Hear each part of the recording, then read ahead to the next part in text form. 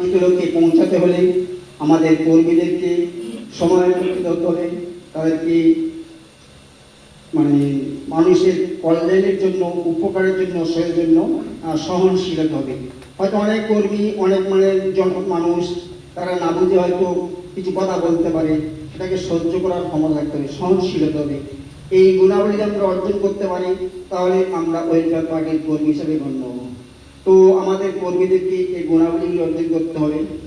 তো যেহেতু সামনে নির্বাচন, পঞ্চায়েত নির্বাচন, আমাদেরকে এই পঞ্চায়েত নির্বাচনের মাধ্যমে মানুষের পাশে থাকতে হবে।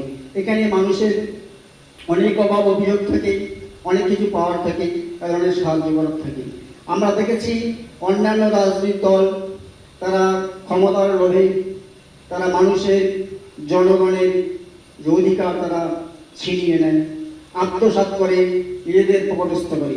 ওয়েলফেয়ার পার্টি এই অবস্থা দূরীকরণের জন্য আবির্ভূত হয়েছি। তাই আমরা এই যে নির্বাচনের 3টে স্তর, পঞ্চায়েত, ব্লক এবং জেলা পরিষদ, তো এই যে 3টে স্তরে আমরা প্রার্থী দেওয়ার পরিকল্পনা গ্রহণ করতে হবে, যাতে করে আমরা যেটা আগেই বলেছি মানুষের পাশে থাকা যায়। আমরা যদি নির্বাচিত হতে পারি তাহলে আমরা এই মানুষের কল্যাণটা ভালোভাবে সুচারুভাবে করতে পারবো। তাই আমাদেরকে এখন থেকে প্রস্তুতি গ্রহণ করতে হবে। আমাদেরকে বুথে বুথে সংগঠন করতে হবে, বুথ কমিটি, পঞ্চায়েতের যে অঞ্চল কমিটি, এগুলো গড়ার লক্ষ্যে এগিয়ে যেতে হবে।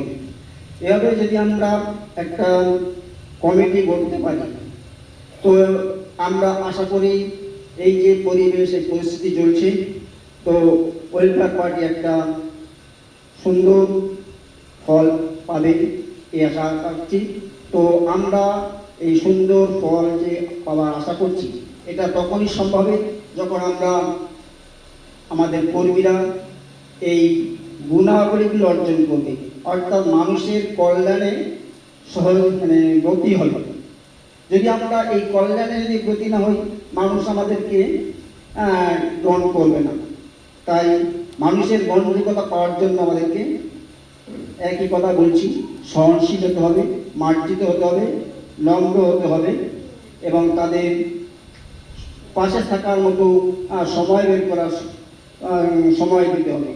এর যদি আমরা করতে পারি তাহলে জনগণ, মানুষ আমাদেরকে বুঝবে যে ওয়েলফেয়ার পার্টি মানুষের পাশে আছে, এরা জনকল্যাণকামী রাষ্ট্র প্রতিষ্ঠা করতে চায়, এটা আমরা দেখছি। তাই তখন তারা আমাদের পাশে থাকবে আশা করা যায়। তো আমি আমার কর্মী ভাইদেরকে বলবো তারা যেন ওয়েলফেয়ার পার্টির কাঙ্ক্ষিত লক্ষ্যে পৌঁছানোর জন্য তারা সর্বতভাবে মানুষের সঙ্গে থাকে।